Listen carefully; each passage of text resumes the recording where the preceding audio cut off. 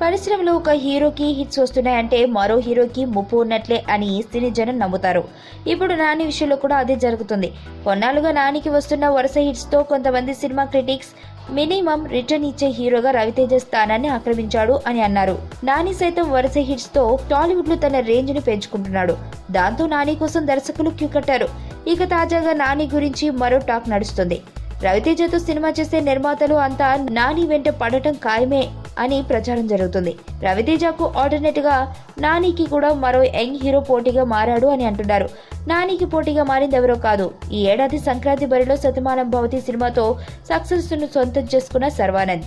ఒకప్పుడు నాని తరహాలో హిట్స్ సొంతం చేసుకోవాలని ఎంతో కష్టపడ్డ రన్ రాజా రన్, ఎక్స్ప్రెస్ రాజా, శతమానం భవతి వంటి వరుస హిట్స్ తో దూసుకుపోవడంతో నానికి శర్వానంద్ గట్టి పోటీ ఇస్తున్నాడని కామెంట్స్ వినిపిస్తున్నాయి.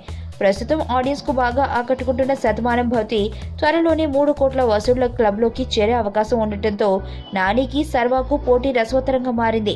త్వరలో రానున్న నేను లోకల్ సినిమాతో నాని కూడా హిట్ కొడితే ఇప్పుడు మిస్టర్ డిపెండబుల్ హీరో ట్యాగ్ కోసం పోటీ మరింతగా పెరగొచ్చని ట్రేడ్ వర్గాలు విశ్లేషిస్తున్నాయి. మొత్తానికి యంగ్ హీరోలు పోటాపోటీగా హిట్స్ కొట్టడం టాలీవుడ్ కు శుభ పరిణామమే.